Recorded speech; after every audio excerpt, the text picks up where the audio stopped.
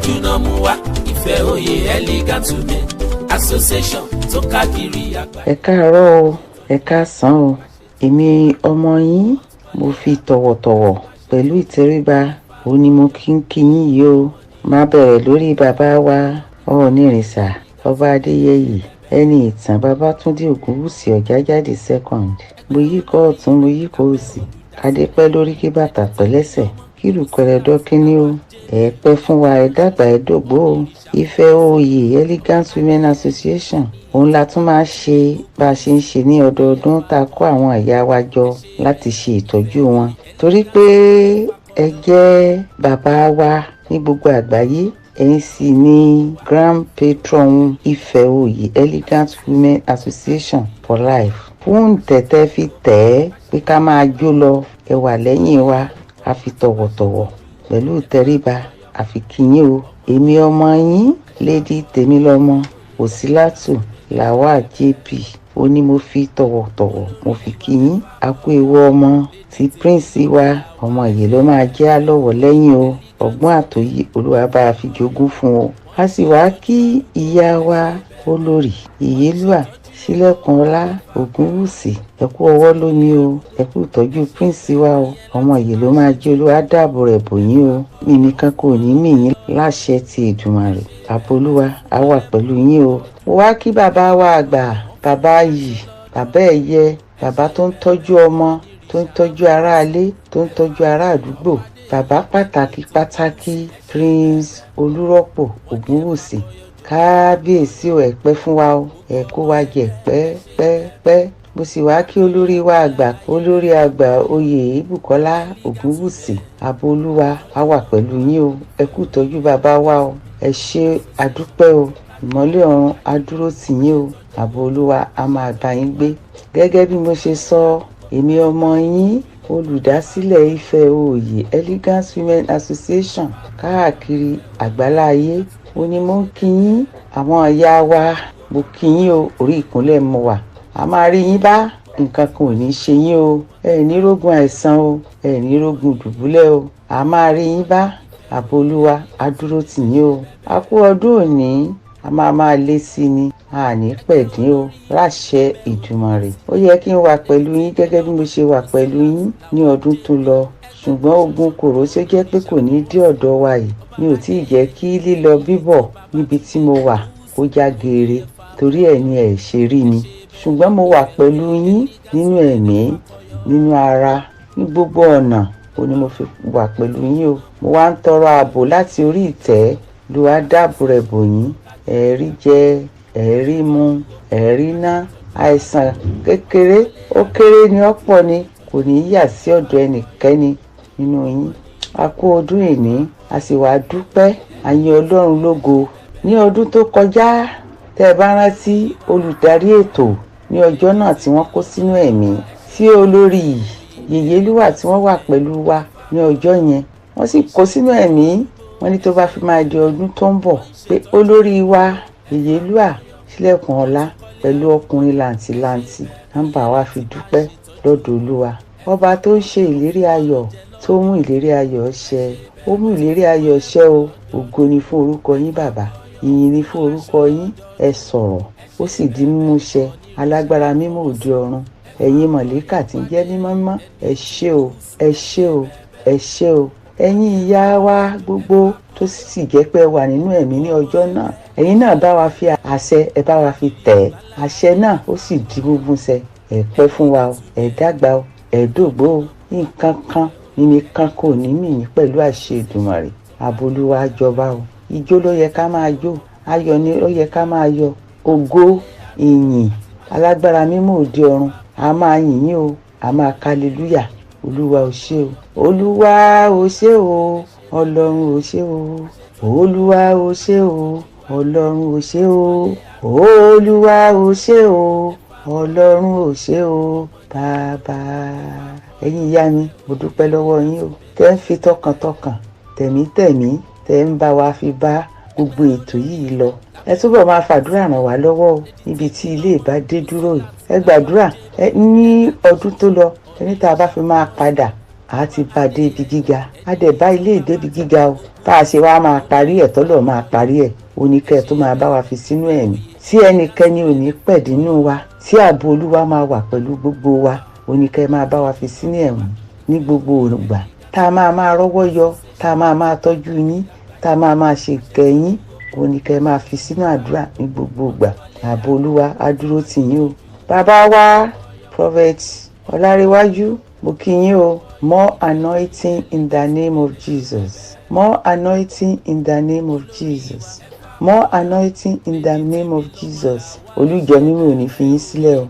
Ọgbọ́n àtòyé Olúwa máa fi jogún fún yín o. Ẹ ṣé láti 2016 lẹ ti ń bá wa ṣe ètò arúgbó bíbọ̀ wa yìí. Ìnìkan kò ní mì yín o. Ilé yín ò ní dàrú. Ààbò Olúwa wà pẹ̀lú yín. Ẹ ṣé mo dúpẹ́. Mo wá fẹ́ kí gbogbo ọmọ Ifẹ̀ Òòyè lápapọ̀ ọmọ yẹ̀yìn o. Aṣọ yìí ò ní fàyà. Ẹ dúró tì mí gẹ́gẹ́ bí ọmọ ogun. Ẹ náwó ẹ nára. Aṣọ yìí kò ní fàyà o. Ẹ̀rí bá ti ṣe ẹ̀rọ náà gbégbà.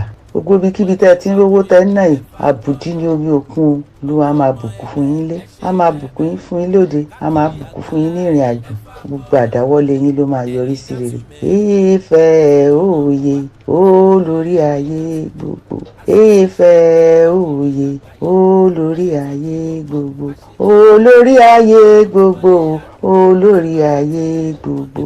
Ifẹ̀ Òòyè. Ifẹ̀ Òòyè olórí ayé gbogbo.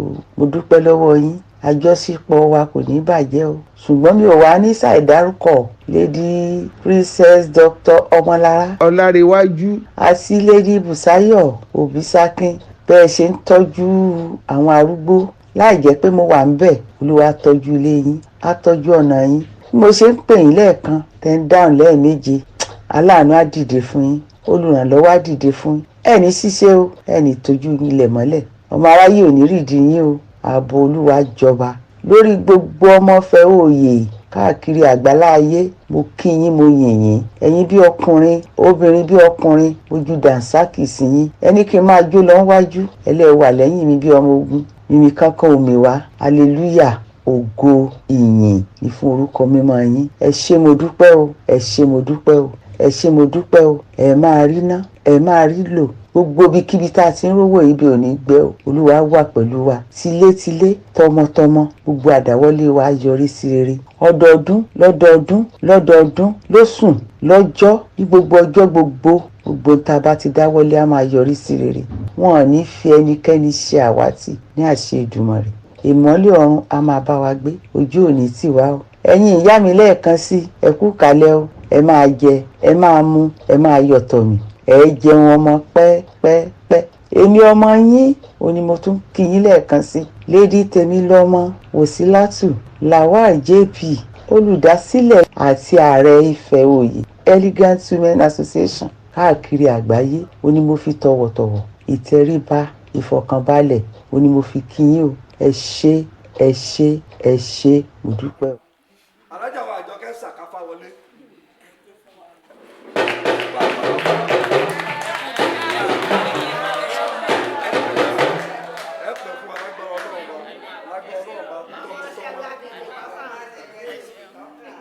Tọmọtọmọ tilétilé ẹ̀mí ṣòfò. Àmín Jésù. Màmá wa lúkùn ní Adédire. Praise the Lord. Ẹ̀lẹ́ o ìyàríà. A kú ọdún o. A sọ̀pọ̀ rẹ o. Wọ́n ní lẹ́yìn kankan láàrin inú inú rí o. Oyè ọdún tó ń bọ̀, a tún máa pọ̀ jù báyìí lọ. Ẹ ṣeun o. Aṣọ yìí ní fẹ́ẹ̀ ní fàyà o.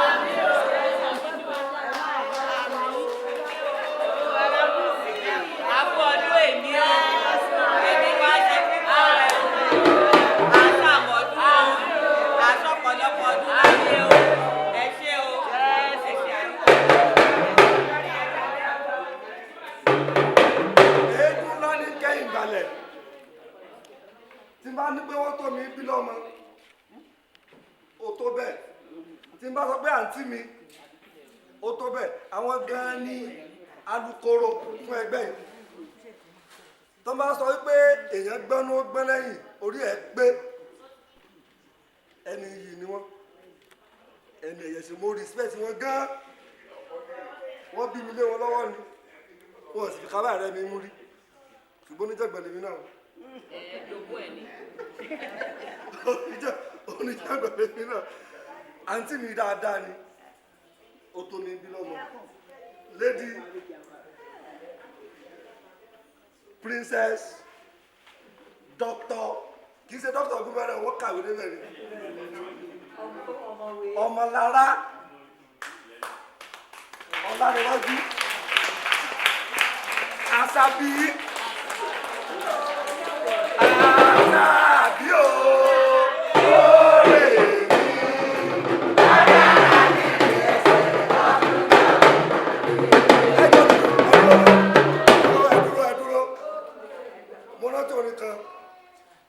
nílé ayé ká wà yìí ká ṣọ́ra ni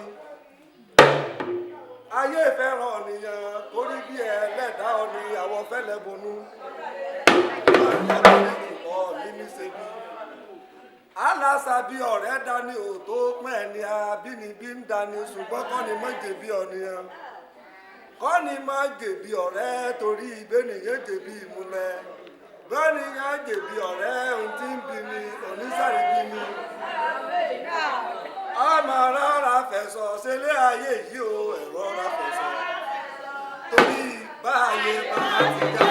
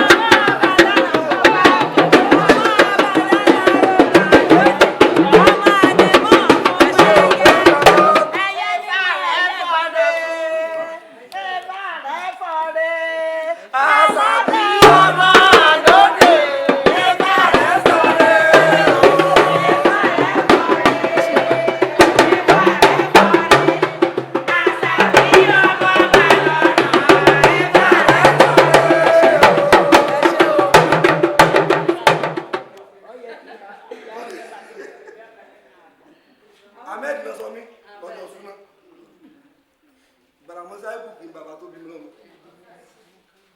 ọmọ ògbótú ìdóòsì náà lò ọ̀nùlẹ̀ ọ̀tún lérí àgùdọ̀ ìjọba ìdó lé ìdókò ìdó fáàrí yẹn lọ sóró níjọ́ ọ̀dọ̀ bá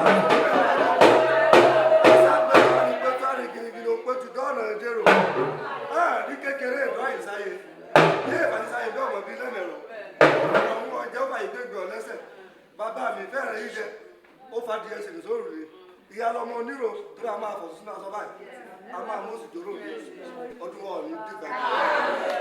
ọmọ rẹ olùkú mi yọ ọmọ ẹ ìdá mẹ́ta ní ọ̀rọ̀ wo ìwà ni ẹ̀gbọ́n mi ọ̀rẹ́ mi ìyálé mi ọmọ yeye mi ó di mẹ́rin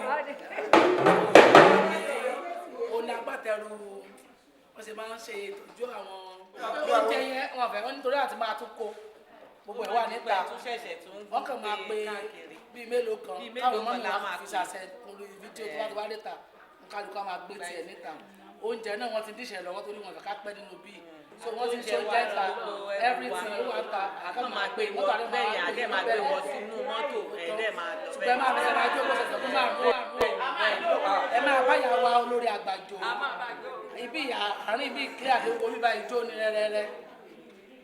tí a rí mẹ́ta ọ̀pá mi àwọn ilẹ̀kùn orí lẹ́rìí ta lónìí wa.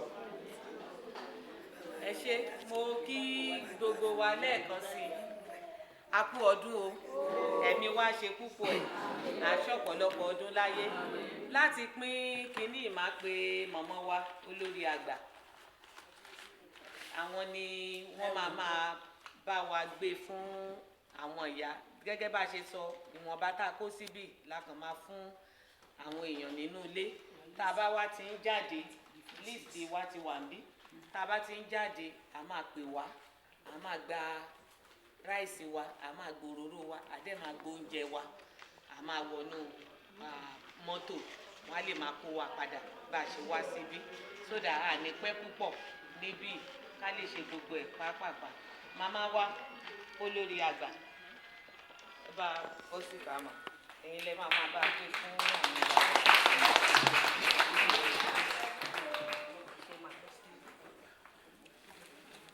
Madam Mariam Aremu.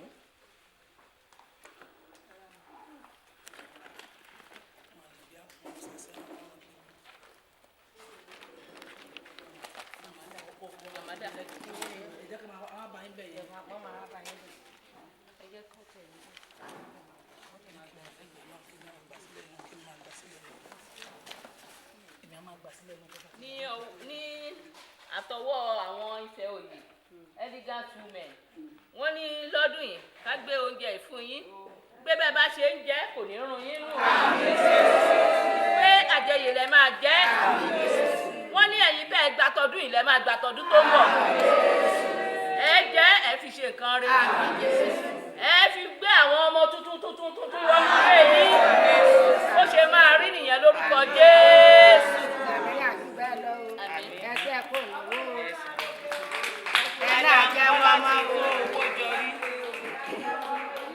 Bọ́lá ti tó owó jọrí. Màmá wọ́n ti ń bọ̀. Ẹgbà iwájú wọn bẹ̀.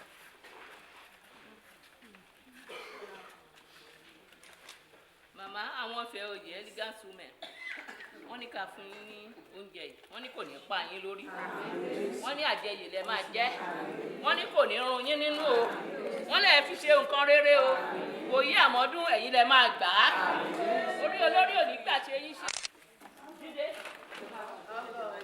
Jídé ọmọ bá ń bá wọn.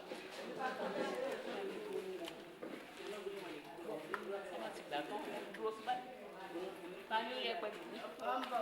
Madam wọ́n ti ń bọ̀. Wòsílát Jayéọlá Madam Wòsílát Jayéọba Jayéọlá Jayéọba. Màmá Ifẹ̀ Oyè gbogbo wọn àti olórí ẹgbẹ́ wọn Tèmilọ́mọ àti àwọn wọ́n ní ẹgbà tàmọ́dún o wọ́n lórí olórí òní gbà ṣe yín ṣe wọ́n ní kò ní run yín nínú kò ní pa yín lórí bẹ́ẹ̀ ló máa rí.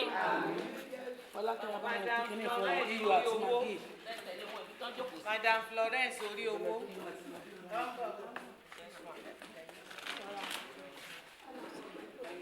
Màmá lórúkọ Ifẹ̀ Oyè elegant women àti gbogbo àwọn ọmọ ẹgbẹ́ wọn àtolórí ẹgbẹ́ wọn jẹ fún yín wọ́n lájẹyè lẹ máa jẹ wọ́n ní kò ní pa yín lórí wọ́n ní kò ní run yín nú wọ́n ní ẹ máa fi gbọ́mọ tuntun dání wọ́n ní níwòye àmọ́ orí olórí òní gbà ṣe yín ṣe.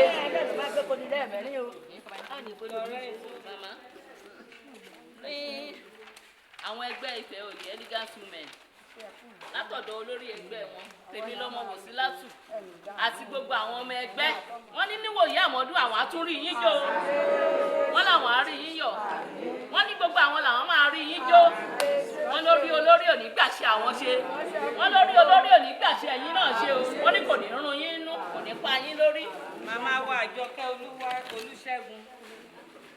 Lórí màmá ẹgbẹ́ wa ẹgbẹ́ àwọn Ifẹ̀ Oyè elegant women àti Tèmilọ́mọ Wòsílátù àti gbogbo àwọn ọmọ ẹgbẹ́ wọ́n ní lọ́dún yìí wọ́n láwọn fẹ́ yà yín lẹ́nu sí wọ́n lájẹyè lẹ máa jẹ wọ́n ní kò ní run yín nú wọ́n ní ẹ̀ẹ́tún gbà lọ́dún tó ń bọ̀ wọ́n lórí olórí òní gbàṣe tàwọn ṣe o wọ́n ní kò wá ní gbàṣe tẹ̀yìn náà ṣe ẹlòmíì ò ní rọ́pò yín o bẹ́ẹ̀ ló ṣe máa rí.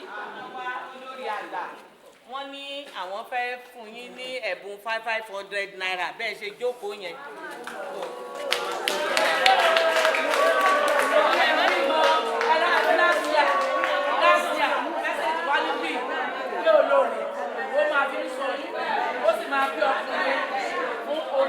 Ọpẹ́ ọmọ dàbí olóyè ṣe yí o ọpẹ́ bá bímọ ọmọ bá bẹ́ẹ̀ òbí máa tán dé òdodo.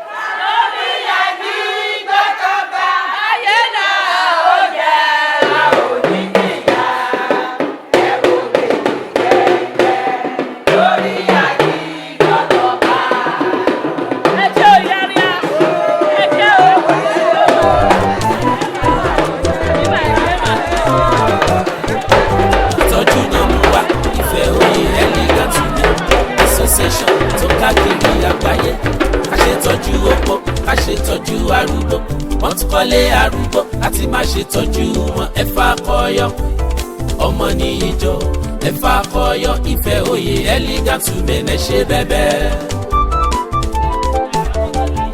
ẹgbẹ́ olóríire lábẹ́ olùdásílẹ̀ Lady Tèmilọ́mọ Wòsílát Lawal JB ẹgbẹ́ kan ṣoṣo onírìṣà fọwọ́ sí ọba Adéyẹyè ẹni ìtàn Babátúndé Ògúnwùsì ó ní ẹ fàkọyọ ẹ ṣe bẹ́ẹ̀bẹ́ ìfẹ́ òye elegant women ẹ fàkọyọ.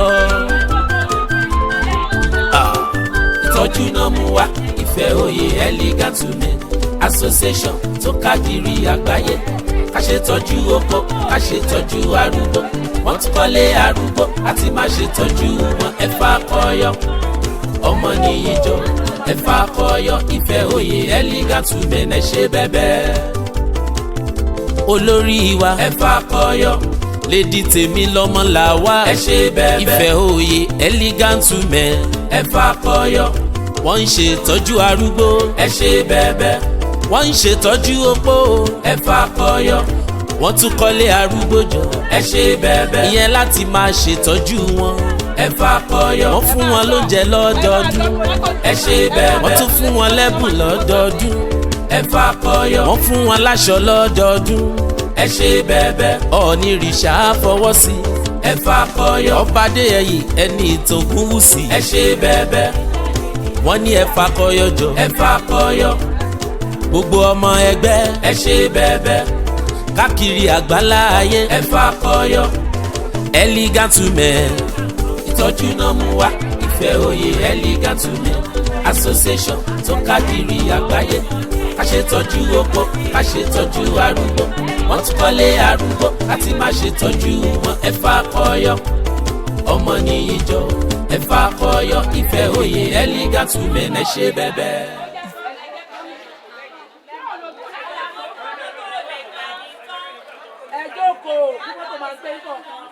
orúkọ tèmi ni olóyè Tajudeen Ajíbádé Olúbọ́dún àpèsè ọ̀la àti èrèfé.